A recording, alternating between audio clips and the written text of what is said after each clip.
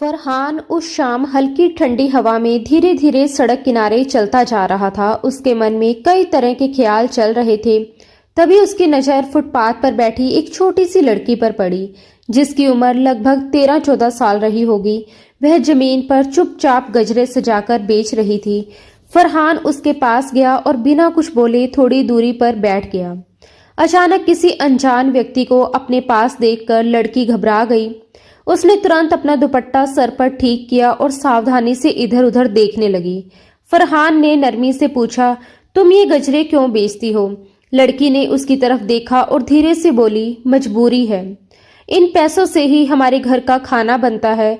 उसने बताया कि वह सरकारी स्कूल में पढ़ती है, लेकिन अब घर की जिम्मेदारियां भी उसी के कंधों पर हैं। उसके पिताजी पहले मजदूरी करते थे, मगर अब इस दुनिया में नहीं रहे। घर में माँ और 5 साल का छोटा भाई है और रिश्तेदार भी मदद नहीं करते। फरहान को उसकी बात सुनकर दुख हुआ। उसने मुस्कुराते हुए कहा, अगर मैं तुमसे रोज सारे गजरे खरीद लिया करूँ तो? लड़की की आंखों में चमक आ गई। उसने पूछा, सच? फरहान ने कहा कि हाँ, लेकिन एक शर्त है, तुम अपनी पढ़ाई पर पूरा ध्यान दोगी और मैं जितने पैसे दूं उतने बिना मना किए ले लोगी। लड़की ने धन्यवाद कहा और गजरे एक पॉलीथीन में डालकर उसे दे दिए। फरहान ने अपनी जेब से 500 के 5 नोट निकालकर उसे दिए। लड़की चौंक गई। उसने कहा कि इतने पैसे नहीं, ये बहुत ज्यादा हैं, और सिर्फ एक नोट लेकर बाकी वापस कर दिए। फरहान ने हल्की नाराजगी जताते हुए याद दिलाया कि उसने सारे पैसे लेने को कहा था। फिर उसने मुस्कुराकर 2 सुंदर गजरे निकाले और प्यार से उसके हाथों में पहना दिए। लड़की बस उसे देखती रह गई, क्योंकि इतनी छोटी उम्र में वह इस तरह की बातों की आदी नहीं थी। फरहान ने उसका नाम पूछा तो उसने धीमे से कहा, मेहरीन। फरहान ने कहा कि वह पैसे रख ले और घर चली जाए, लेकिन मेहरीन ने साफ मना कर दिया। उसने कहा कि मेरी माँ सिखाती है कि हमें सिर्फ अपनी मेहनत और ईमानदारी की कमाई लेनी चाहिए। हमें बस एक वक्त का खाना चाहिए, जरूरत से ज्यादा पैसों का क्या करेंगे? उसकी सादगी और सच्चाई सुनकर फरहान सोच में पड़ गया। उसने उसकी बात मान ली और कहा कि कल से वह रोज इसी समय आएगा और सारे गजरे खरीद लेगा। फिर वह वहां से चला गया। दिन गुजरते रहे। फरहान रोज आता, मेहरीन के गजरे खरीदता, उससे ढेरों बातें करता और वापस चला जाता। एक दिन मेहरीन ने मुस्कुराते हुए फरहान से पूछ लिया, आप ये गजरे आखिर किसके लिए ले जाते हैं? ये सुनते ही फरहान के चेहरे पर हल्की सी चमक आ गई और उसने प्यार से जवाब दिया, अपनी भाभी जी के लिए। फरहान और मेहरीन को मिलते हुए 6 महीने बीत चुके थे, लेकिन एक दिन फरहान को ज्यादा ही चुप और उदास लग रहा था। मेहरीन ने चिंता से पूछा, आज आप इतने परेशान क्यों हैं? फरहान ने गहरी सांस लेते हुए बताया कि उसके बड़े भाई और भाभी उसे आगे की पढ़ाई के लिए विदेश भेज रहे हैं। मेहरीन ने खुशी जताई, ये तो बहुत अच्छी खबर है, मगर फरहान का मन भारी था।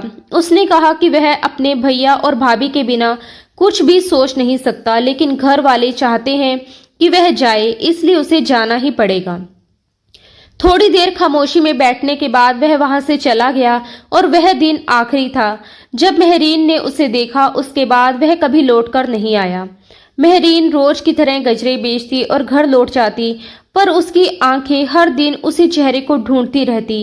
इस तरह 10 वर्ष का समय बहुत तेजी से गुजर गया। एक शाम जब वह घर पहुंची तो एक साहिल नाम के लड़के ने सामने आकर उसका रास्ता रोक लिया। मेहरीन ने नाराज होकर कहा कि ये कैसी हरकत है? अगर तुम्हारी माँ ने हमें साथ देख लिया तो फिर मुझ पर ही इल्जाम लगाएंगी। उसकी आवाज में सख्ती साफ झलक रही थी। उसने नाराज होकर आगे कहा, कल जो कुछ हुआ उसके बाद भी तुम्हें चैन नहीं मिला? साहिल शर्मिंदा सा खड़ा अपने हाथ मलते हुए बोला, मुझे बहुत अफसोस है। मम्मी ने जो भी तुम्हारे घर जाकर कहा उसके लिए मैं माफी चाहता हूँ। मेहरीन का गुस्सा और बढ़ गया। उसने तेज लहजे में कहा, सिर्फ अफसोस करने से क्या होगा साहिल?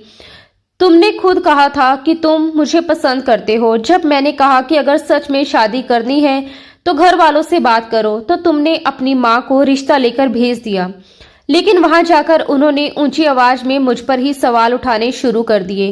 वह रुके बिना बोलती रही, मैंने कब कहा था कि मैं तुमसे शादी करना चाहती हूँ? तुमने कहा था कि तुम मुझसे शादी करना चाहते हो और मैंने साफ कहा था कि अगर हिम्मत है तो घर वालों को मना कर दिखाओ। अगर तुम अपनी माँ के सामने मेरे लिए खड़े नहीं हो सकते तो तुम्हें प्यार करने का कोई हक नहीं है। जो लड़का अभी मेरा साथ नहीं दे सकता वो आगे चलकर क्या साथ देगा। साहिल ने विनती भरे स्वर में कहा, मैं उन्हें मना लूंगा, हमेशा तुम्हारे साथ रहूंगा, बस एक बार मुझ पर भरोसा कर लो। इतना कहकर वह उसका हाथ पकड़ने लगा, लेकिन मेहरीन ने झटके से अपना हाथ छुड़ा लिया और सीढ़ियों की तरफ बढ़ गई। पीछे से साहिल बेचैनी में बोला, कम से कम मेरी बात तो सुन लो।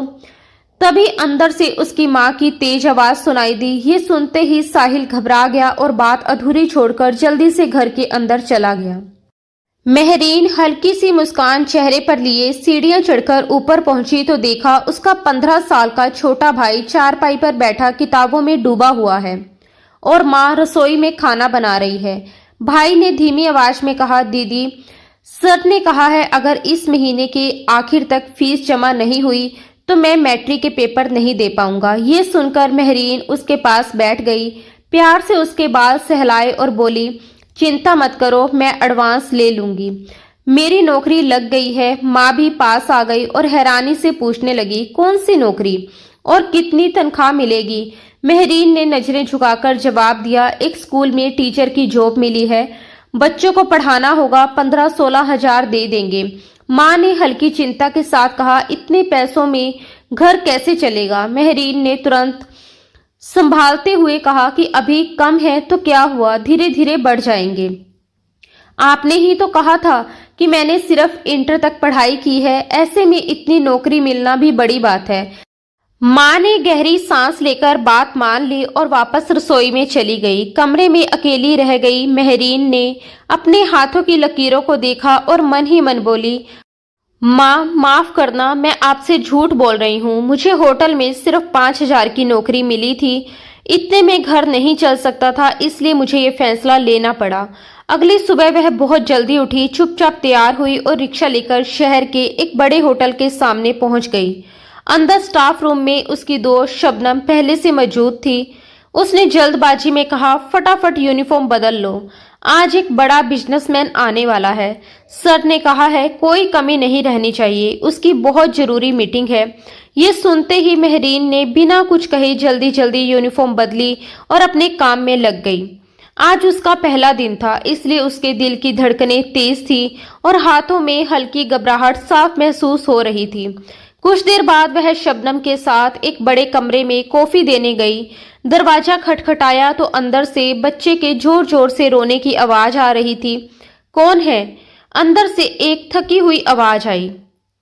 रूम सर्विस, शबनम ने जवाब दिया। दरवाजा खुला और वे दोनों अंदर गई। एक आदमी बच्चे को कंधे से लगाए फोन पर किसी की बात सुन रहा था। जैसे ही वह मुड़ा, मेहरीन उसे देखकर एक पल को सन्न रह गई, लेकिन उसने तुरंत खुद को संभाल लिया। शबनम ने जल्दी से कॉफी तैयार की और उसकी तरफ बढ़ा दी।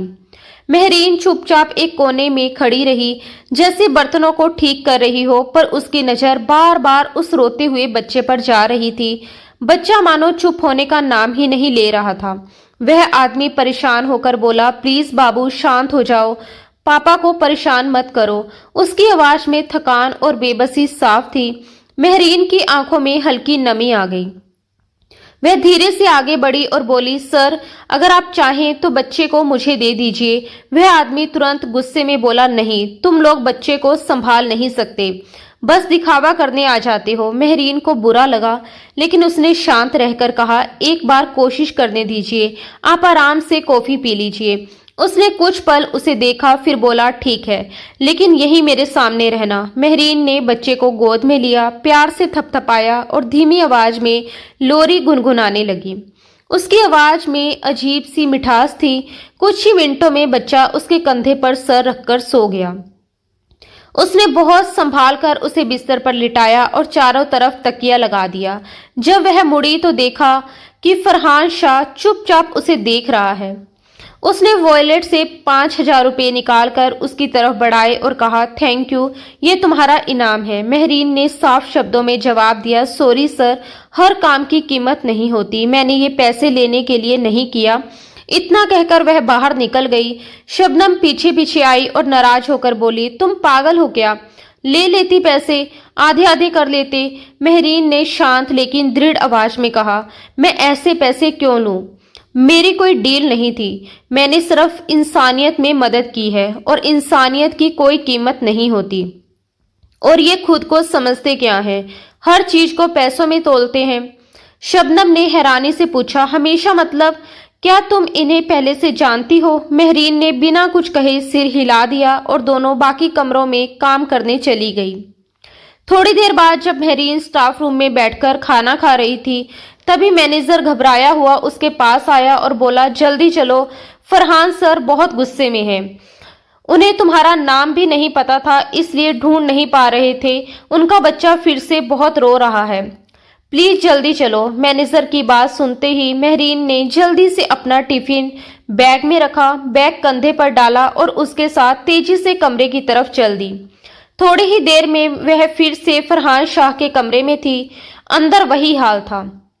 बच्चा लगातार रो रहा था और फरहान उसे चुप करवाने की कोशिश में पूरी तरह थक चुका था। मेहरीन ने जैसे ही बच्चे को अपनी गोद में लिया, वह कुछ ही पलों में शांत होकर उसे देखने लगा। फरहान झुंझलाते हुए बोला, क्या बात है बाबू? मैं इतनी देर से तुम्हें चुप करा रहा था और तुम मान ही नहीं रहे थे। वह ऐसे बोल रहा था जैसे छोटा सा बच्चा उसकी हर बात समझ रहा हो। मेहरीन हल्की मुस्कान के साथ बोली, सर, कभी कभी बच्चों को अलग टच सूट करता है, इसलिए वो किसी और की गोद में जल्दी शांत हो जाते हैं। फरहान ने परेशान होकर कहा, टच ठीक है, लेकिन इसे भूख लगी है। मैं दूध पिला रहा था, कम से कम वो तो पी लेता।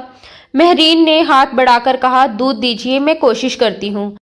फरहान ने बोतल उसके हाथ में दे दी। मेहरीन ने बोतल से थोड़ा दूध अपने हाथ के पिछले हिस्से पर डाला और घबराकर बोली, ये तो बहुत गर्म है। फरहान हैरानी से बोला, सच?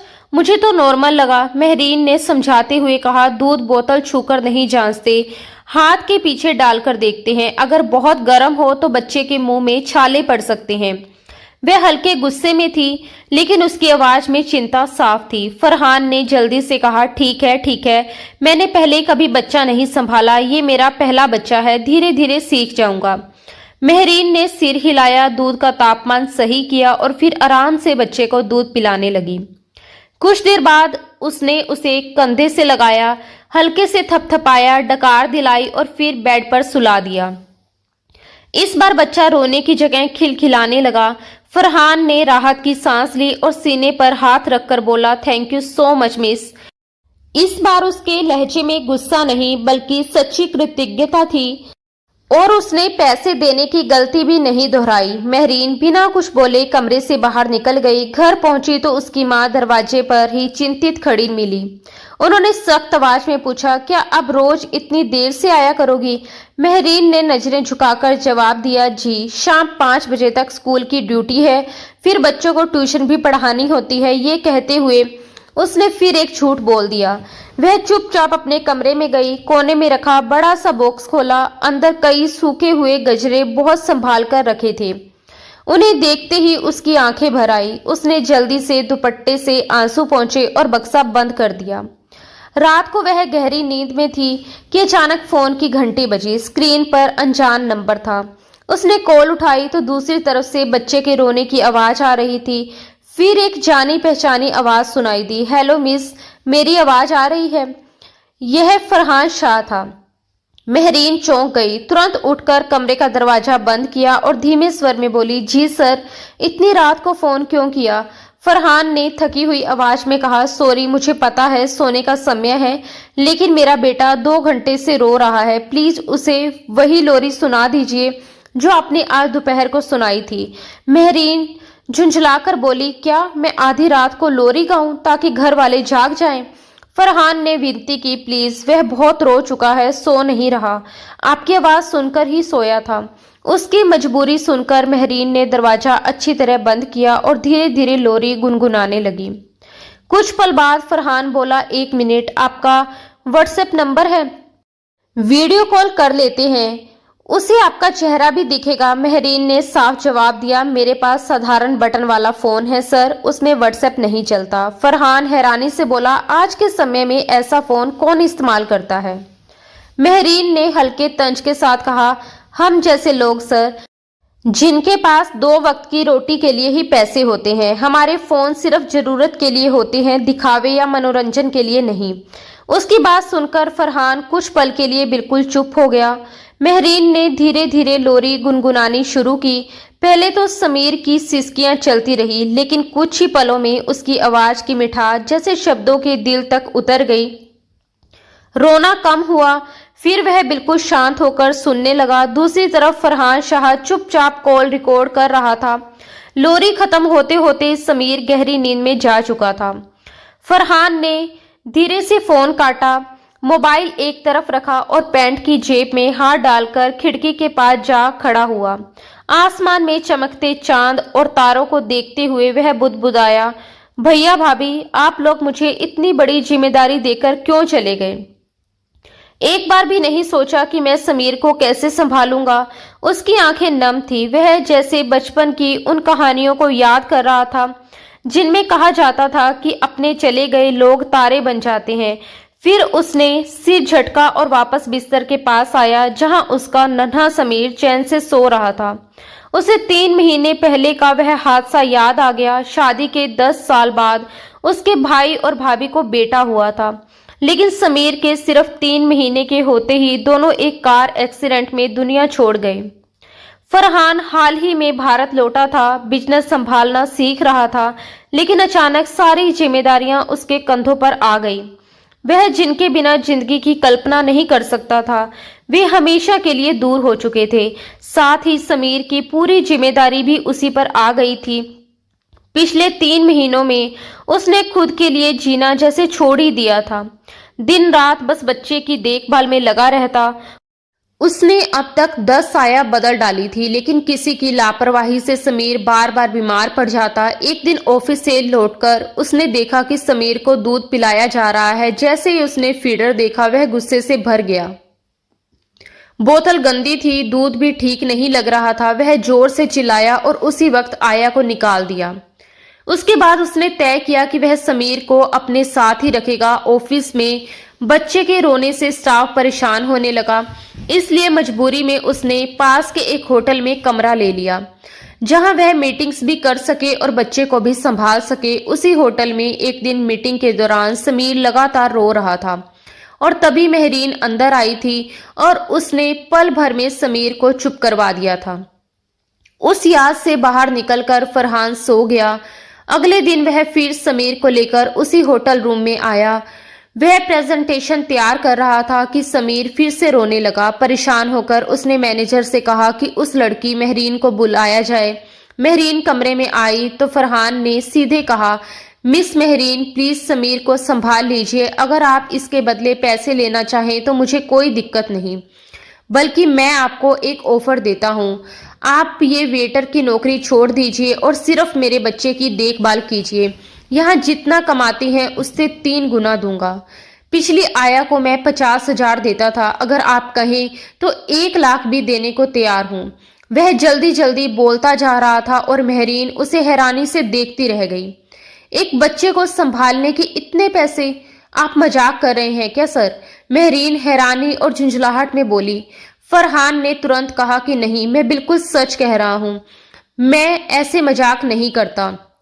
पिछली आया को मैं 50,000 देता था, मेरे पास उसका कॉन्ट्रैक्ट भी है, दिखा सकता हूं। इतना कहकर वह जल्दी जल्दी लैपटॉप खोलने लगा और सचमुच एक एग्रीमेंट उसके सामने कर दिया। महरीन ने शांत स्वर में कहा, दिखाने की जरूरत नहीं है, आपकी बात पर भरोसा है। मुझे तो पता ही नहीं था कि आया को इतने पैसे मिलते हैं। कुछ पल सोचने के बाद उसने हामी भर दी। वह जानती थी कि यह मौका उसके छोटे भाई के भविष्य को बदल सकता है। सच तो ये था कि उसका दिल पूरी तरह तैयार नहीं था, क्योंकि यह बच्चा फरहान शाह का था। वही फरहान जो कभी उसके बचपन का मासूम सा प्यार हुआ करता था। फरहान ने राहत की सांस ली और कहा, थैंक गॉड, मैं बच्चे को घर पर नहीं रख सकता। आप मेरे साथ ऑफिस चलेंगी, मैं काम करूंगा और आप समीर को संभालेंगी। समझिए, आज से आप मेरी सेक्रेटरी हैं। शाम 8 बजे तक काम रहेगा, फिर मैं खुद आपको घर छोड़ दूंगा।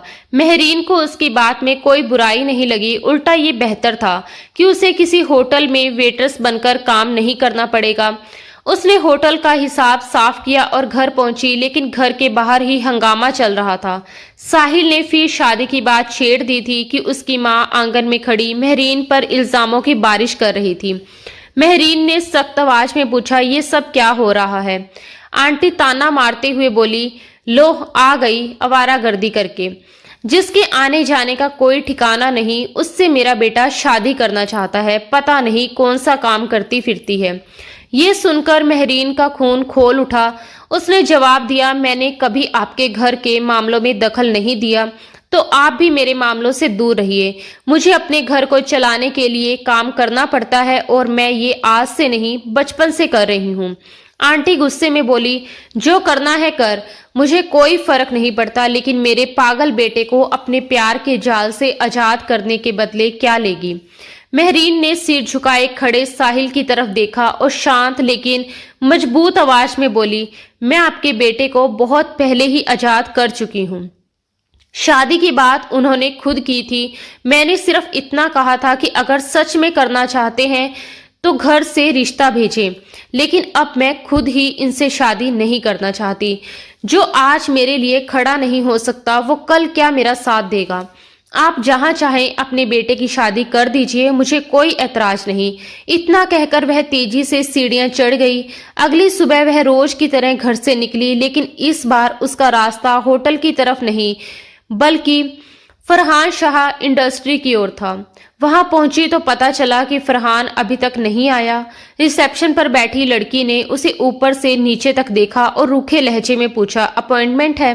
महरीन ने संयम रखते हुए कहा, सर ने खुद मुझे जॉब के लिए बुलाया है, आप बस बता दीजिए कि मिस महरीन आई है।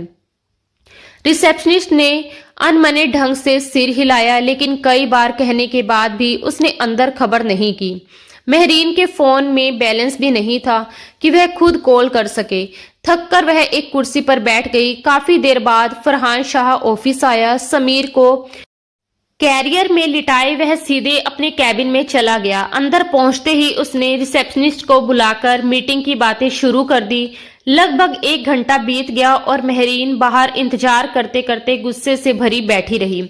आखिर वह उठी और बिना इजाजत दरवाजा खोलकर अंदर चली गई। आप खुद को समझते क्या हैं? वह फट पड़ी। जब जरूरत नहीं थी तो मुझे बुलाया क्यों? मेरी नौकरी छुड़वा दी और अब मिलने का भी टाइम नहीं। बहुत हो गया। अपनी जॉब अपने पास रखिए। दोबारा फोन किया तो अच्छा नहीं होगा। फरहान हड़बड़ा कर खड़ा हो गया। आई एम सॉरी, मुझे सच में पता नहीं था कि आप बाहर बैठी हैं। मुझे लगा आप आई ही नहीं। महरीन ने गुस्से में कहा, मैं सुबह 8 बजे से बैठी हूँ, अब 11 बज रहे हैं। ये आने का वक्त है आपका, और अगर आ गए थे तो बाहर भी देख लेते। मैंने रिसेप्शन पर कई बार कहा, लेकिन उन्होंने आपसे बात ही नहीं करवाई। ऐसा स्टाफ रखा है आपने? वह लगातार बोलती जा रही थी और फरहान बार बार माफी मांग रहा था। उसके लिए ये अजीब पल था। उसका सर कभी किसी के आगे नहीं झुका था, लेकिन आज वह एक लड़की से माफी मांग रहा था। प्लीज बैठिए, फरहान ने नरम आवाज में कहा, मैं अभी सबकी खबर लेता हूँ। उसने महरीन को कंधों से थामकर कुर्सी पर बिठाया और गुस्से में रिसेप्शनिस्ट से बोला, जाओ ठंडा पानी लेकर आओ। रिसेप्शनिस्ट घबराकर तुरंत बाहर चली गई।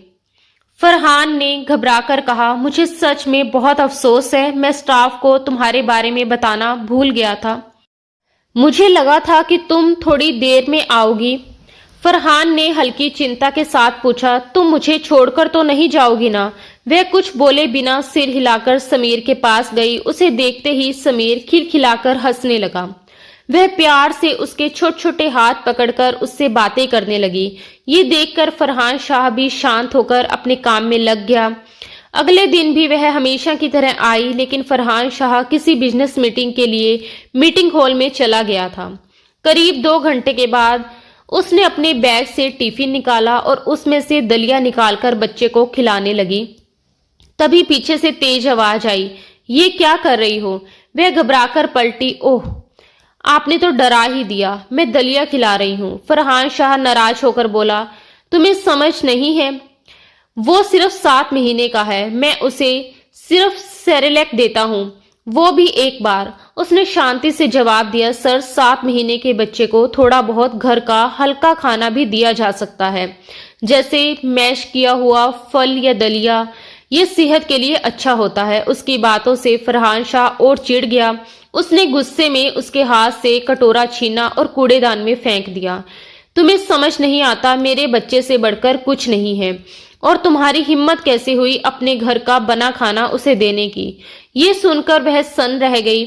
उसकी आंखों में चोट साफ दिख रही थी। वह बोली, आप कहना क्या चाहते हैं? क्या हम गंदे हैं?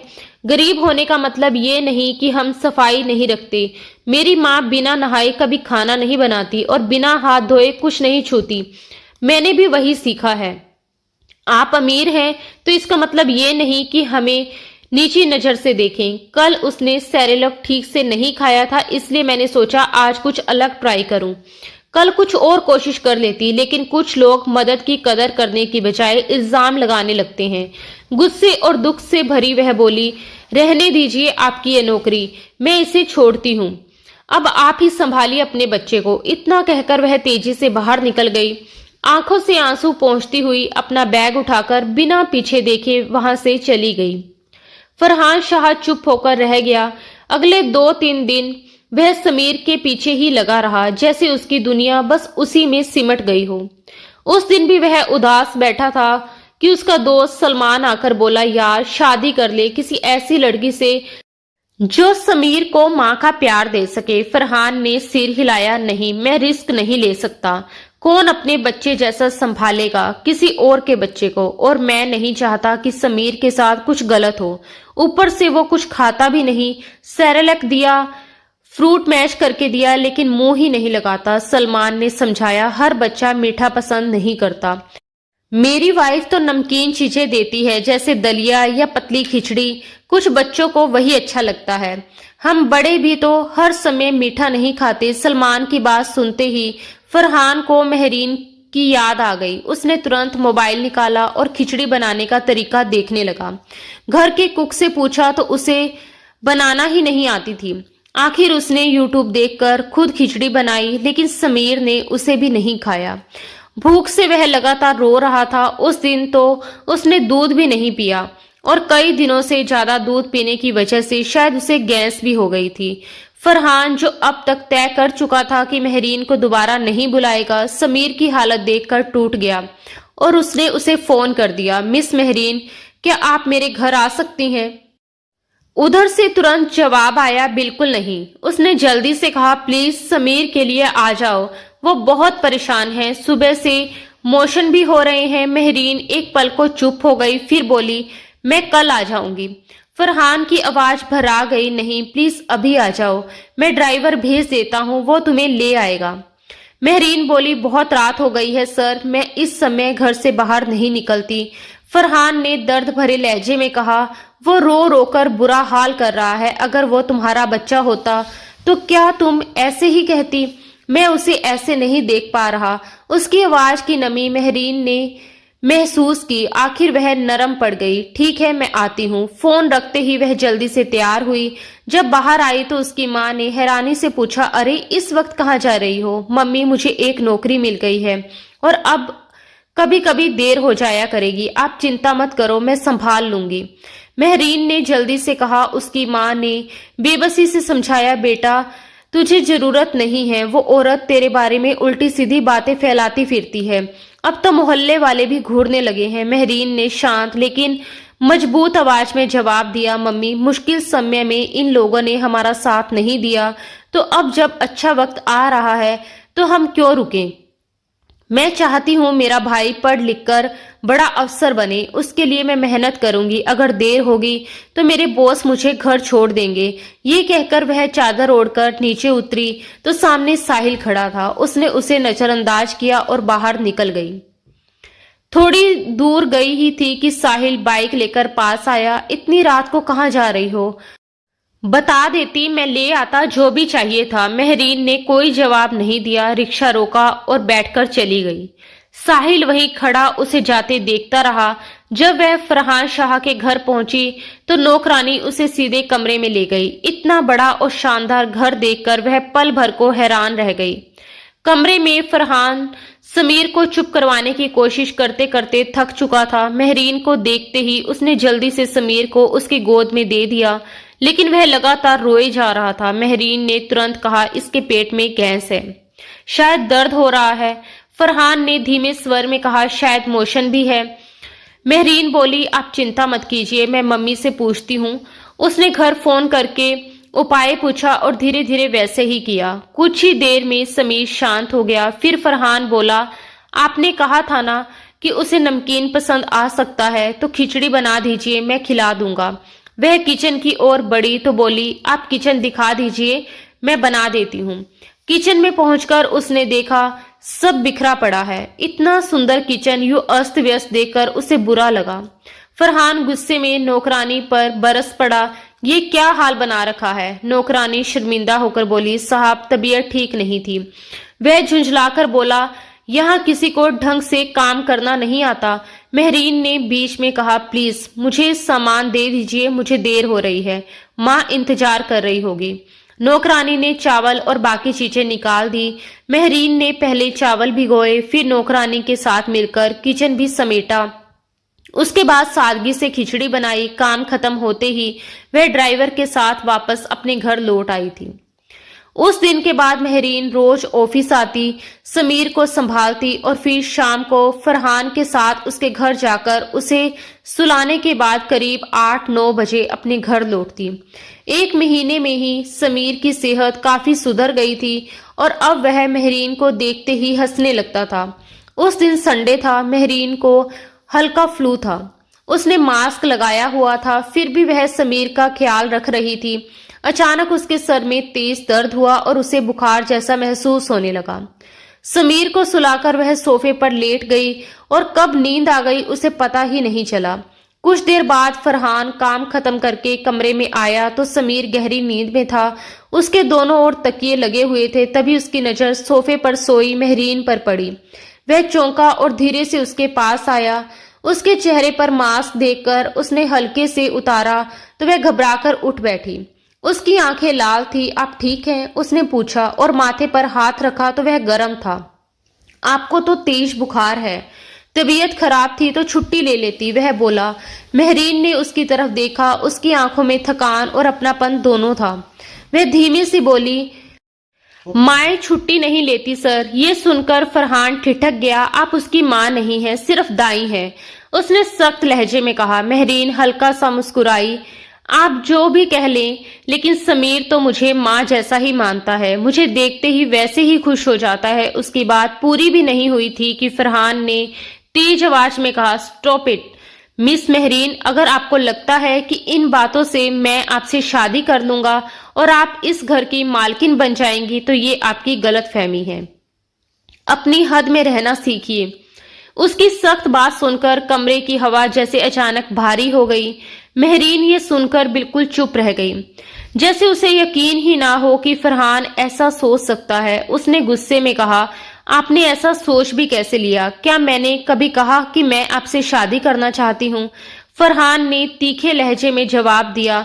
तो और क्या मतलब था आपकी बातों का? अगर आपको लगता है कि इस बच्चे की वजह से मैं आपसे शादी कर लूंगा तो ऐसा कभी नहीं होगा। ये सुनते ही महरीन तुरंत खड़ी हो गई। उसने सख्ती से कहा, मुझे किसी तरह की लालच नहीं है, मैं यहाँ सिर्फ समीर की वजह से आती हूँ। और एक बात और सुन लीजिए, मेरी सगाई हो चुकी है, जल्द ही मेरी शादी होने वाली है। इतना कहकर उसने अपना बैग उठाया और जाने लगी, लेकिन तेज बुखार और कमजोरी के कारण उसे चक्कर आ गया। वह गिरने लगी तो फरहान ने तुरंत उसे संभाल लिया। महरीन ने खुद को छुड़ाने की कोशिश की, मगर उसकी आंखें बंद होने लगी और वह बेहोश होकर फरहान की बाहों में ढह गई। फरहान घबरा गया। महरीन आंखें खोलो, उसने उसके गाल थपथपाए, फिर बिना देर किए उसे उठाकर बाहर आया। नौकरानी को समीर के पास रहने को कहा और महरीन को लेकर अस्पताल पहुंच गया। डॉक्टरों ने जांच के बाद बताया कि उसने दिन भर कुछ नहीं खाया था, ऊपर से बुखार था, इसलिए वह बेहोश हो गई और उसका ब्लड प्रेशर भी काफी कम हो गया था। पिछले 2 घंटे से फरहान बेचैनी से अस्पताल के कॉरिडोर में चक्कर लगा रहा था। होश आने के बाद वह उसे उसके घर छोड़कर वापस लौटा। घर पहुंचा तो समीर जोर जोर से रो रहा था और पूरा घर सर पर उठा रखा था। काफी कोशिशों के बाद वह उसे शांत कर पाया। उसकी रात किसी तरह मुश्किल से गुजरी। अगली सुबह फरहान ने समीर को नाश्ता कराया और ड्राइंग रूम में उसके साथ बैठा था कि तभी मेहरीन अंदर आई। उसने आज भी मास्क लगाया हुआ था। फरहान ने उसे देखते ही कहा, 1 मिनट रुकिए मिस मेहरीन, और समीर को नौकरानी के साथ ऊपर भेज दिया। फिर बोला, आपकी तबीयत ठीक नहीं थी, फिर आने की क्या जरूरत थी? आपको घर पर आराम करना चाहिए। मैं ड्राइवर से कह देता हूँ, वो आपको छोड़ देगा। मेहरीन ने सीधा जवाब दिया, साफ साफ कहिए कि आपको डर है मेरा जुकाम समीर को लग जाएगा। लेकिन मुझे भी समझ है, कल से मैंने उसे बिना मास्क छुआ तक नहीं और बार बार हाथ धो रही हूँ। अगर उसकी माँ को जुकाम होता तो क्या आप उन्हें भी घर से बाहर भेज देती? उसकी बात सुनकर फरहान झेंप गया। बोला, ऐसी बात नहीं है, मैं बस चाहता था कि आप आराम कर लें। मेहरीन की आंखों में चोट थी, पता नहीं क्यों मैं बार बार यहाँ आकर अपनी बेइज्जती करवा लेती हूँ। अब नहीं आऊंगी। जब आप मेरी बीमारी में समीर को संभाल सकते हैं तो आगे भी संभाल लीजिएगा। इतना कहकर वह मुड़ी और चली गई। उसके बाद फरहान ने कई बार फोन किया लेकिन वह नहीं लौटी। इधर फरहान दिन भर समीर को अकेले संभालते संभालते थक जाता। समीर भी जैसे जिद पर था, उसे एक पल की राहत नहीं देता। एक रात तो हाल और खराब हो गया। बहुत देर तक सुलाने की कोशिश के बाद भी जब वह नहीं चुप हुआ तो झुंझलाकर फरहान ने उसे थप्पड़ मार दिया।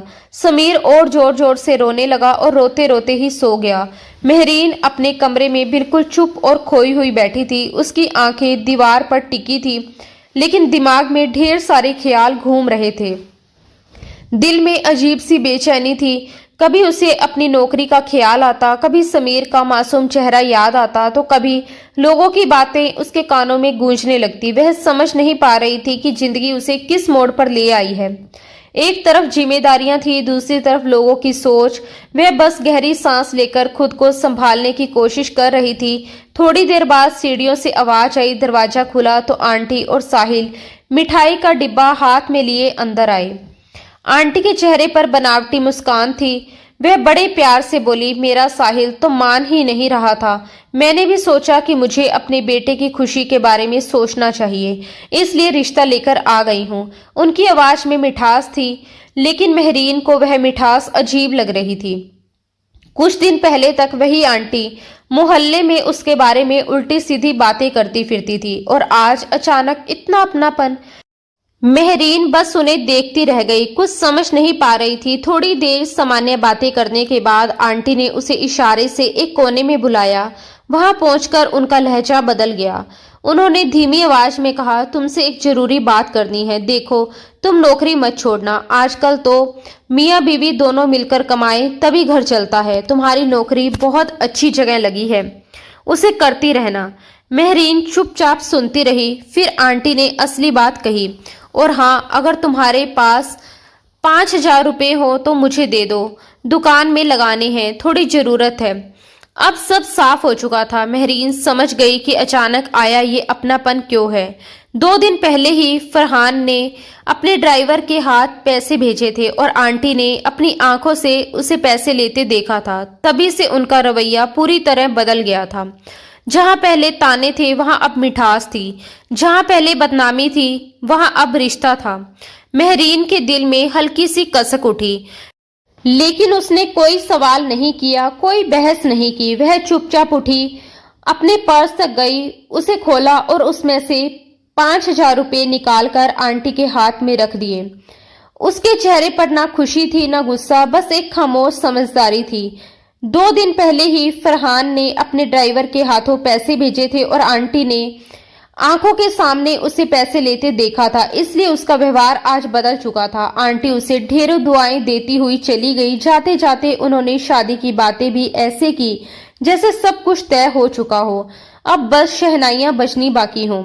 उनके चेहरे पर खुशी थी, लेकिन वह खुशी मेहरीन के दिल तक नहीं पहुंच पा रही थी। दरवाजा बंद होते ही घर में अजीब सा सन्नाटा फैल गया। मेहरीन धीरे धीरे चलकर खिड़की के पास गई और आसमान की तरफ देखने लगी। उसके मन में उथल पुथल मची हुई थी। एक तरफ जिम्मेदारियां थी, दूसरी तरफ लोगों की बदलती सोच। उसे साफ समझ आ चुका था कि आंटी का बदला हुआ व्यवहार प्यार या अपनापन नहीं, बल्कि पैसों की चमक थी। तभी साहिल उसके पास आकर खड़ा हो गया। उसने नरमी दिखाते हुए कहा, मैंने बहुत मुश्किल से मम्मी को मनाया है, प्लीज तुम दोबारा नौकरी शुरू कर लो हमारे प्यार के खातिर। उसके शब्द सुनकर मेहरीन के मन में हलचल हुई। उसका दिल चाहता था कि वह साफ साफ कह दे कि आंटी को मनाने में प्यार नहीं, उन पैसों का हाथ था जो उन्होंने अपनी आंखों से उसके पास आते देखे थे। लेकिन उसने अपने शब्दों को निगल लिया। वह शांत रही, फिर साफ लहजे में बोली, अगर मुझे वहां से फोन आएगा तो मैं दोबारा नौकरी कर लूंगी, लेकिन मैं खुद जाकर अपनी इज्जत दांव पर नहीं लगा सकती। मेरा आत्मसम्मान मेरे लिए सबसे जरूरी है। इतना कहकर वह अपने कमरे में चली गई। वह बिस्तर पर लेट तो गई, मगर आंखों में नींद नहीं थी। छत को देखते देखते उसकी आंखें भर आई। समीर की याद उसे चैन नहीं लेने दे रही थी। उसकी खिलखिलाहट, उसकी मासूम उंगलियां, उसका मास्क पकड़कर खींचना, सब कुछ बार बार उसके सामने आ रहा था। उसने खुद से कहा कि वह सिर्फ नौकरी थी, उससे ज्यादा कुछ नहीं, लेकिन दिल मानने को तैयार नहीं था। वह तकिए में चेहरा छुपाकर रो पड़ी। उसी समय उसका मोबाइल बज उठा। स्क्रीन पर नाम चमका, फरहान शाह। उसका दिल एक पल को रुक सा गया। बिना देर किए उसने कॉल उठा लिया। उधर से घबराई हुई आवाज आई, हेलो मिस मेहरीन, प्लीज मुझे आपसे बहुत जरूरी बात करनी है। आप मेरी बात सुन रही हैं ना? अगर मेहरीन की टूटी हुई सांसों और सिसकियों की आवाज सुनकर फरहान घबरा गया। आप रो रही हैं मेहरीन? उसने बेचैनी से पूछा। मेहरीन ने जल्दी से खुद को संभाला, नहीं सर, आप जो कहना चाहते हैं जल्दी कहिए। उसने सामान्य बनने की कोशिश की, मगर उसकी आवाज में घुली हुई नमी फरहान से छिपी नहीं। फरहान की आवाज कांप रही थी। उसने जल्दी जल्दी कहा, समीर बहुत बीमार है, मैं उसे हॉस्पिटल लेकर आया हूँ। सुबह से उसे तेज बुखार था, लेकिन अब अचानक उल्टी और मोशन शुरू हो गए हैं। वो बिल्कुल भी होश में नहीं है। मैं समझ नहीं पा रहा कि क्या करूं। उसकी बात सुनते ही मेहरीन का दिल धड़क उठा, जैसे किसी ने उसके पैरों के नीचे से जमीन खींच ली हो। वह तुरंत बिस्तर से उठकर बैठ गई। आंखों में डर साफ झलक रहा था। उसने घबराकर कहा, मैं अभी आती हूँ, आप मुझे हॉस्पिटल का एड्रेस बता दीजिए। उधर से फरहान ने जल्दी जल्दी अस्पताल का पता बताया। कॉल कटते ही मेहरीन ने बिना एक पल गवाए दुपट्टा संभाला, जल्दी से नीचे उतरी और साहिल को साथ लेकर अस्पताल के लिए निकल पड़ी। रास्ते भर उसका दिल जोर जोर से धड़कता रहा। वह बार बार भगवान से दुआ कर रही थी कि बच्चा ठीक हो जाए। अस्पताल पहुंचते ही वह लगभग भागती हुई अंदर गई। कमरे का दरवाजा खुला तो सामने का दृश्य देखकर उसके कदम वहीं ठिठक गए। छोटे से बेड पर समीर लेटा था। उसके नन्हे हाथ पे ड्रिप लगी हुई थी, चेहरा उतरा हुआ था, आंखें बंद, और वह बेहद कमजोर लग रहा था। पास ही कुर्सी पर फरहान शाह बैठा था। मेहरीन का दिल भर आया, उसकी आंखों में आंसू आ गए, लेकिन उसने खुद को संभाला और धीरे धीरे समीर के पास जाकर बैठ गई। वह झुककर उसके माथे को छूने लगी, उसके हाथ को अपनी हथेली में लेकर सहलाने लगी। डॉक्टर ने क्या कहा? कब से ऐसा है? दवा दी है ना? वह घबराई आवाज में फरहान से सवाल पर सवाल करने लगी। उसकी नजरें बार बार समीर पर ही टिक जा रही थी। वह जैसे उसके स्पर्श से उसे भरोसा दिलाना चाहती थी कि वह आ गई है। तभी पीछे से साहिल की आवाज आई, मेहरीन, अब कब तक घर जाना है? उसकी बात सुनकर फरहान ने पहली बार ध्यान से उसकी तरफ देखा। उसके चेहरे पर हल्की हैरानी थी। ये कौन है? उसने सीधा सवाल किया। मेहरीन ने बिना झिझक जवाब दिया, ये मेरे मंगेतर हैं, साहिल। ये सुनते ही फरहान के चेहरे पर एक पल को अजीब सा भाव आया, जैसे कुछ चुभ गया हो, जैसे कोई अनकही बात भीतर तक उतर गई हो। मेहरीन ने साहिल की तरफ मुड़कर कहा, तुम घर जाओ, मुझे यहीं रहना है। जब तक समीर ठीक नहीं हो जाता मैं कहीं नहीं जाऊंगी। साहिल को ये बात पसंद नहीं आई। वह उसका हाथ पकड़कर उसे कमरे से बाहर ले आया। अंदर खड़ा फरहान ये सब देख रहा था और अनजाने गुस्से में उसकी मुट्ठियां भींच गई। बाहर आकर साहिल ने झुंझलाकर कहा, ये क्या कर रही हो तुम? इस तरह रात भर यहाँ रहना ठीक लगता है क्या? मेहरीन ने बिना डरे उसकी आंखों में देखा और कहा, तुम शायद भूल रहे हो कि हमारा रिश्ता किस वजह से तय हुआ था। आंटी ने ये रिश्ता इसलिए माना क्योंकि मैं अच्छी नौकरी करती हूँ और ये उसी नौकरी का हिस्सा है। अगर तुम्हें दिक्कत है तो मैं अभी तुम्हारे साथ चलती हूँ, नौकरी छोड़ देती हूँ, लेकिन फिर हमारी मंगनी भी यहीं खत्म समझो, जो कुछ घंटों पहले हुई है। साहिल का सख्त चेहरा ढीला पड़ गया। उसने गहरी सांस ली और कहा, ठीक है, तुम्हारी खातिर मैं कुछ भी कर सकता हूँ। वह हल्के से मुस्कुराया और उसके गाल को छूकर बोला, अपना ख्याल रखना। ये पूरा दृश्य कमरे के अंदर शीशे के पास बैठे फरहान ने देखा। उसके चेहरे पर नाखुशी साफ झलक रही थी। उसे यह सब बिल्कुल अच्छा नहीं लगा। साहिल वहां से चला गया। मेहरीन चुपचाप वापस कमरे में आई, स्टूल खींचकर समीर के पास बैठ गई। उसने फिर से उसका हाथ थाम लिया और बस उसे देखती रही, जैसे उसकी हर सांस गिन रही हो, जैसे उसकी मौजूदगी ही बच्चे के लिए दवा हो। कमरे में मशीनों की हल्की आवाज थी और उस सन्नाटे में मेहरीन की आंखों में सिर्फ समीर था। सोफे पर बैठा फरहान मोबाइल स्क्रीन पर नजरें टिकाए हुए था, लेकिन उसकी निगाहें बार बार अनायास ही उसकी ओर उठ जाती थी, जैसे वह हर पल उसकी मौजूदगी को महसूस करना चाहता हो। अगली शाम तक समीर की तबीयत में काफी सुधार हो चुका था। डॉक्टरों ने छुट्टी दे दी और वे उसे लेकर घर लौट आए। घर पहुंचते ही समीर जैसे पूरी तरह मेहरीन से लिपट गया। वह उसकी गोद से उतरने का नाम ही नहीं ले रहा था, जैसे उसकी बाहों में ही उसे सुकून, सुरक्षा और अपना संसार मिल गया हो। मेहरीन भी उसे सीने से लगाए धीमे धीमे उसके बालों में हाथ फेरती रही, मानो अपने अंदर की सारी बेचैनी उसी स्पर्श में छुपा देना चाहती हो। कुछ देर बाद फरहान उसके पास आकर बैठ गया। उसकी आवाज में झिझक भी थी और गंभीरता भी। कुछ पूछना था आपसे। पूछ सकता हूँ, मेहरीन ने शांत स्वर में कहा। आपको मुझसे इजाजत लेने की क्या जरूरत है, पूछिए। फरहान ने सीधे उसकी आंखों में देखते हुए सवाल किया, क्या आपकी शादी आपके मंगेतर से आपकी अपनी पसंद से हो रही है? मेहरीन ने तुरंत पलटकर पूछा, आपको इससे क्या लेना देना? फरहान ने धीमे स्वर में कहा, बस यूं ही, अक्सर मिडिल क्लास घरों में पसंद की शादी नहीं होती, इसलिए पूछ लिया। मेहरीन कुछ क्षण चुप रही, फिर बहुत धीमे मगर स्पष्ट शब्दों में बोली, मुझे खुद नहीं पता कि मैं उससे प्यार करती हूँ या नहीं, लेकिन वह मुझसे प्यार करता है और मैंने हमेशा यही सुना कि जो आपसे प्यार करता है उसका हाथ थाम लेने में देर नहीं करनी चाहिए, क्योंकि जो आपसे प्यार करता है वह आपके लिए कुछ भी कर सकता है और शायद यही औरत की सबसे बड़ी खुशी होती है। फरहान ने उसकी बात पूरी होने दी, फिर गंभीर लहजे में बोला, मगर मुझे तो ऐसा नहीं लगा कि वह आपसे सच में प्यार करता है। कल मैंने जो सुना, अगर आपका रिश्ता आपकी अच्छी सैलरी की वजह से तय हुआ है, तो जो इंसान आपको बिना शर्त अपनाने की हिम्मत नहीं रखता, वह प्यार कैसे कर सकता है? जो सच में मोहब्बत करते हैं वह दुनिया से लड़ जाते हैं, अपनी मोहब्बत को पाने के लिए हर हद पार कर जाते हैं। मेहरीन हल्का सा मुस्कुराई, मगर उस मुस्कान में कड़वाहट थी। ये सब फिल्मी बातें हैं, हकीकत इतनी आसान नहीं होती। मुझे नहीं लगता कि मेरी जिंदगी में कोई ऐसा आएगा जो बिना किसी स्वार्थ के मेरा हो। जो भी आता है बस कुछ वक्त के लिए दिल बहलाने के लिए आता है। उसकी आवाज भरा गई थी, लेकिन उसने खुद को संभाले रखा। फरहान ने बेहद संजीदगी से कहा, मेरा मशवरा मानिए, इस शादी के बारे में एक बार फिर सोच लीजिए। जो इंसान आपको बिना शर्त अपना नहीं सकता वह कभी आपके लिए खड़ा नहीं होगा। मेहरीन का स्वर इस बार तीखा हो गया। आपके मशवरे का शुक्रिया, मुझे अपना अच्छा बुरा अच्छे से पता है। फरहान ने हल्की नाराजगी और उलझन के साथ पूछा, तुम हमेशा इतना कड़वा क्यों बोलती हो, खासकर मेरे साथ?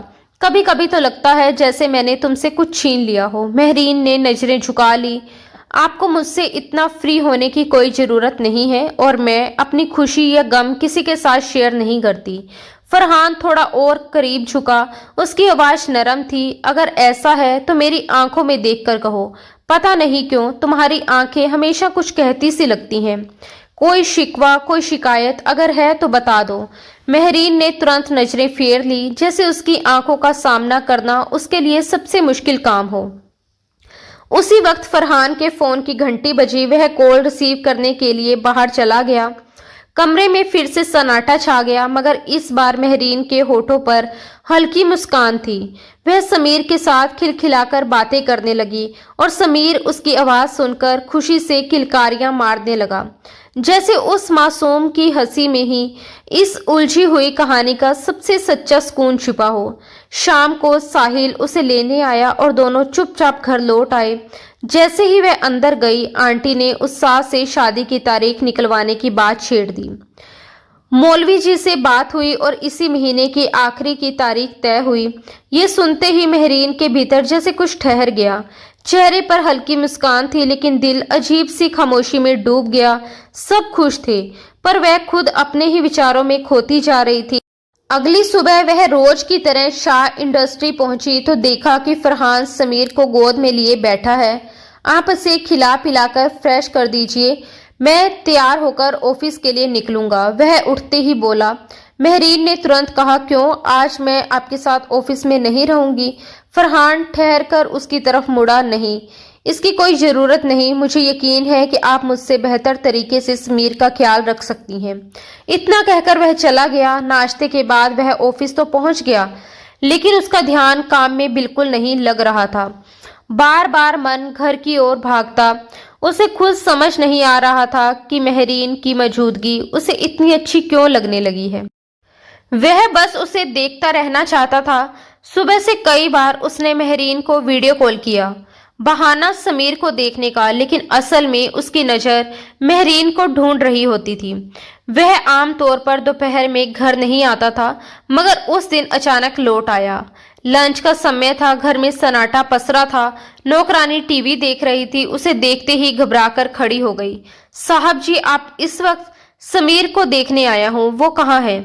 अभी खाना खिलाकर महरीन उन्हें सुलाने कमरे में ले गई है, उसने जवाब दिया। फरहान बिना कुछ कहे सीधे कमरे की ओर बढ़ गया। अंदर हल्की रोशनी थी। वह धीरे धीरे कदम रखते हुए पास पहुंचा। बेड पर समीर सो रहा था और महरीन भी उसके पास झुकी सी बैठी थी। शायद थकान में आंख लग गई थी। उस मध्यम रोशनी में उसका चेहरा बेहद शांत लग रहा था।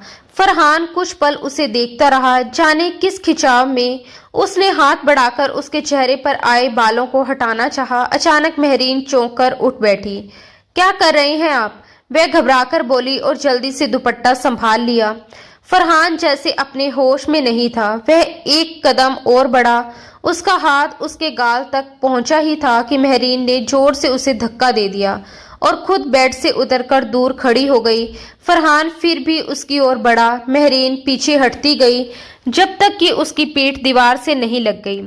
उसी क्षण कमरे की लाइट जल उठी। तेज रोशनी में दोनों आमने सामने खड़े थे। एक के चेहरे पर बेचैनी और अनियंत्रित भाव और दूसरे की आंखों में डर और अविश्वास साफ दिखाई दे रहा था। कमरे का सन्नाटा अब पहले से कई ज्यादा भारी हो चुका था। फरहान ने दोनों हाथ उसके दाएं बाएं दीवार पर टिकाए और गहरी नजरों से उसकी आंखों में देखने लगा। उन आंखों में साफ नमी तैर रही थी, जैसे बरसों से रोके हुए जज्बात किनारों तक आ पहुंचे हों। कुछ पल की खामोशी के बाद अचानक उसके होठों से निकल गया, विल यू मैरी मी? ये कहते ही जैसे वक्त ठहर गया। सबसे पहले खुद फरहान ही अपने शब्दों से चौंक उठा। उसे यकीन ही नहीं हुआ कि उसने ये क्या कह दिया। सामने खड़ी महरीन की आंखें भी हैरानी से फैल गई। ये आप क्या कह रहे हैं? पीछे हटिए, मुझे आपसे कोई बात नहीं करनी। वह घबराहट और गुस्से में उसके सीने पर हाथ रखकर उसे पीछे धकेलते हुए बोली। फरहान कुछ और कह पाता उससे पहले ही महरीन तेज कदमों से कमरे से बाहर निकल आई। ओ गॉड, ये मैंने क्या कर दिया? फरहान ने बालों में हाथ फंसाकर खुद से कहा। उसके चेहरे पर पछतावा और बेचैनी साफ झलक रही थी।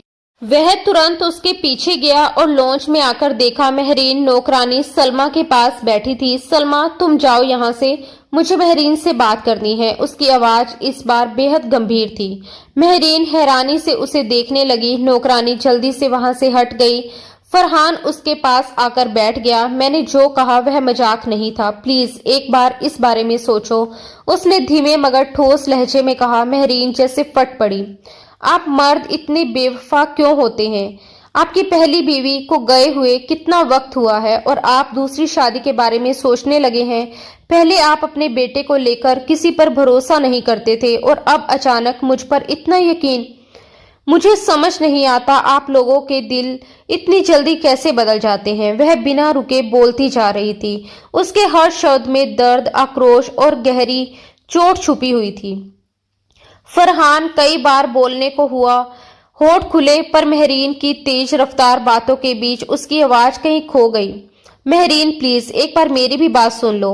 वह आखिरकार झुंझलाकर बोला, मुझे कुछ नहीं सुनना। महरीन ने काटते हुए कहा, आपको शादी करनी है तो किसी और से कर लीजिए, अपने बेटे के लिए माँ ले आइए, मगर मैं किसी ऐसे इंसान से शादी नहीं कर सकती जो पहले से शादीशुदा रहा हो। और आज से मेरा जॉब से इस्तीफा समझिए, गुड बाय। उसने सख्त तेवरों के साथ आखिरी शब्द कहे और तेज कदमों से वहां से निकल गई। अजीब लड़की है, फरहान ने हल्के से सिर झटकते हुए कहा। क्या क्या बोलकर चली गई और मुझे एक शब्द तक नहीं कहने दिया। लेकिन हैरानी की बात यह है कि उसे इतना गुस्सा क्यों आया। वह ठोडी पर हाथ रखे गहरी सोच में डूबा बड़बड़ा रहा था। तभी नौकरानी सलमा धीरे से उसके पास आई। साहब जी, अगर इजाजत हो तो मैं बताऊं। फरहान ने सावलिया नजरों से उसकी तरफ देखा। मुझे कहना तो नहीं चाहिए, मगर इस लड़की का दिल टूटा हुआ है, इसलिए ऐसी है। सलमा ने धीमे स्वर में कहना शुरू किया। किसी लड़के को चाहती थी बचपन से।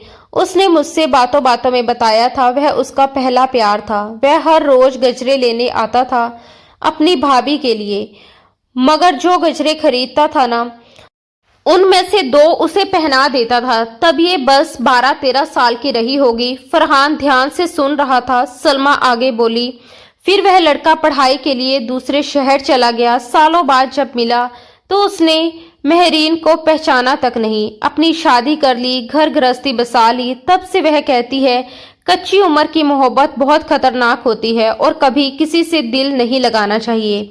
फरहान कुछ पल तक उसे देखता रहा, फिर अचानक उसके होठों पर एक शरारती सी मुस्कान उभरी। ओह, तो इसलिए नाराज है हमारी गुड़िया।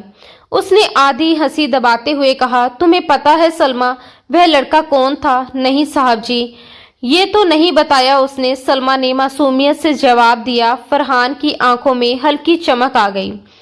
वह मैं था सलमा, मैं ही अपनी भाभी के लिए गजरे लेने जाता था और उन्हीं में से 2 उसे पहनाकर आता था। सलमा की आंखें हैरानी से फैल गई। साहब जी, मतलब वह आपके बारे में बात कर रही थी?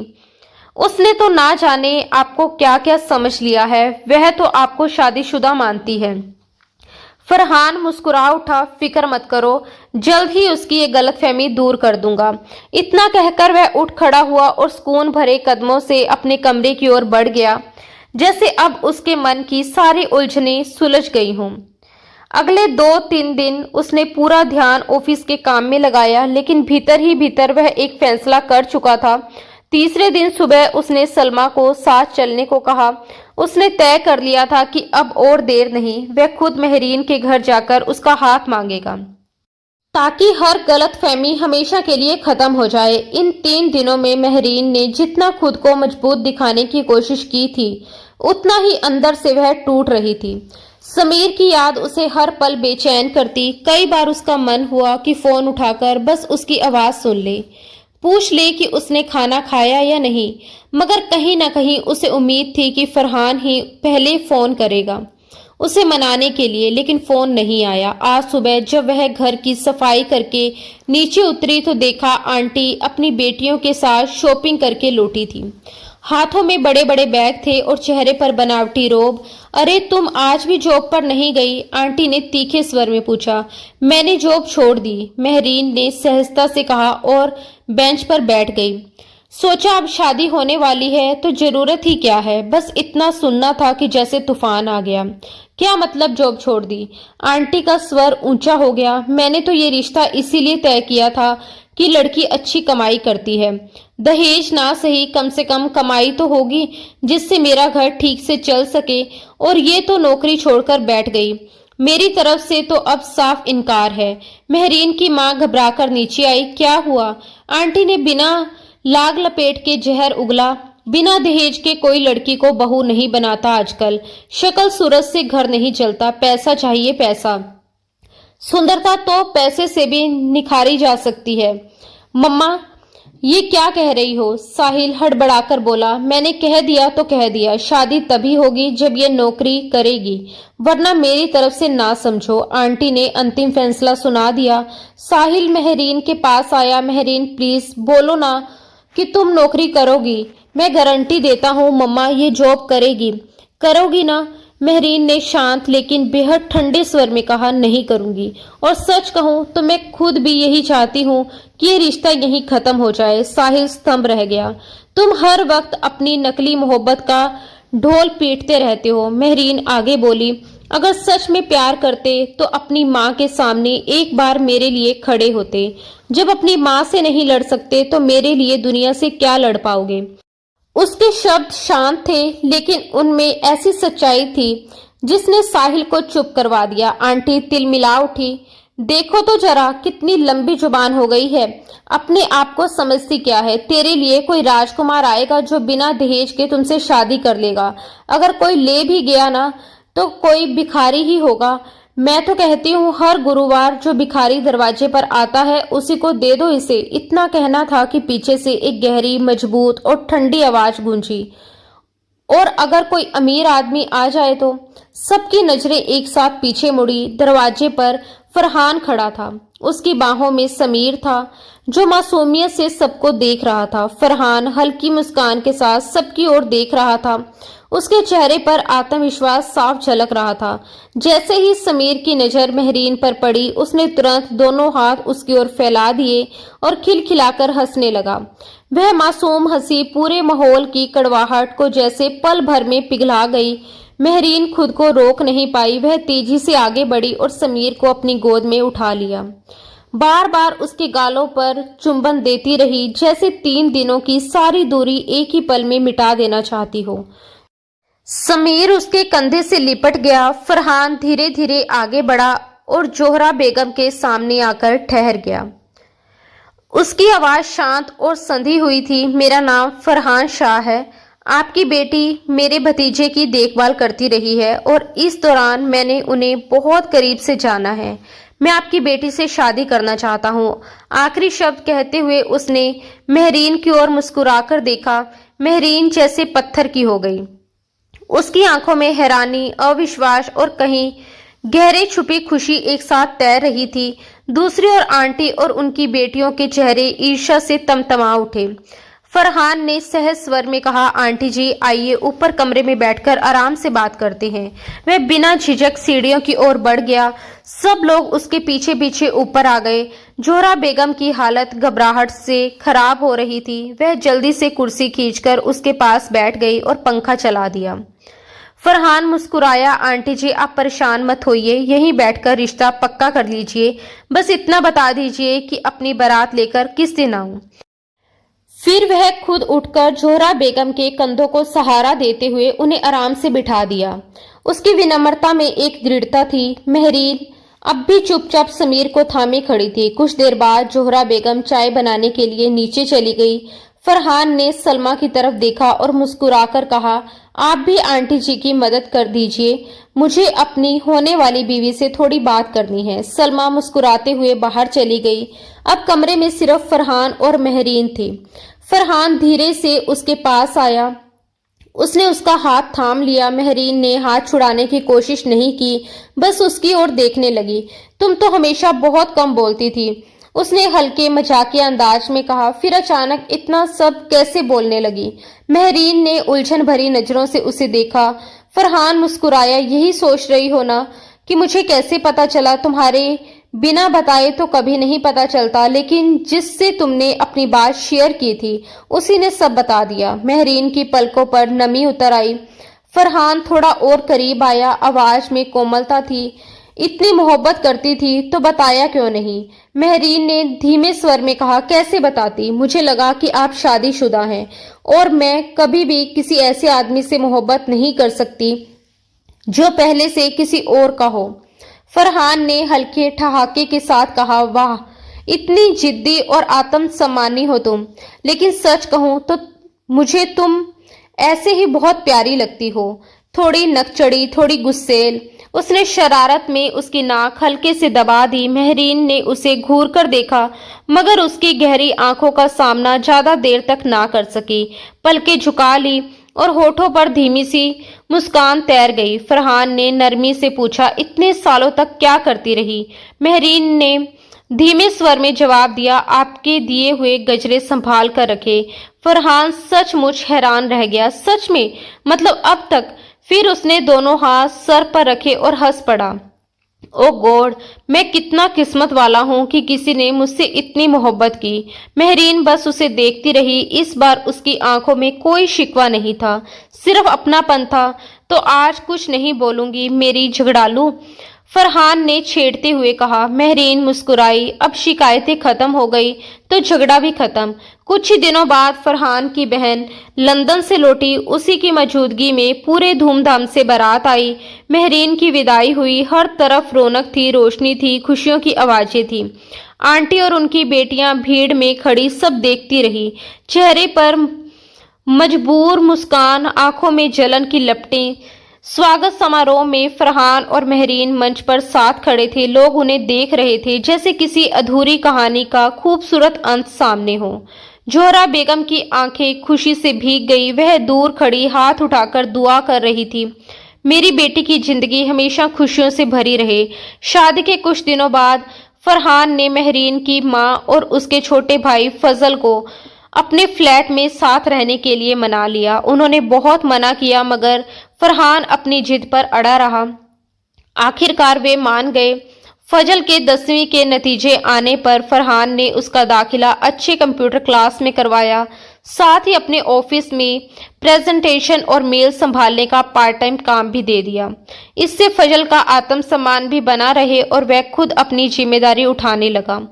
फरहान चाहता था कि फजल अपने बलबूते पर कुछ ऐसा बने जिस पर दुनिया गर्व करे, और महरीन को पूरा यकीन था कि एक दिन उसका भाई सचमुच वह मुकाम हासिल करेगा।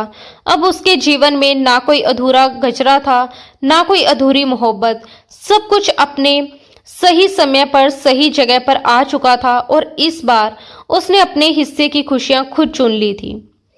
दोस्तों, दिल से उम्मीद करते हैं कि हमारी ये कहानी आपके दिल को छू पाई होगी और आपको पसंद आई होगी। अगर आपको ये कहानी अच्छी लगी हो तो इसके किरदारों की भावनाएं और उनकी मोहब्बत ने आपको महसूस करवाया हो तो वीडियो को लाइक करके अपना प्यार जरूर दिखाएं।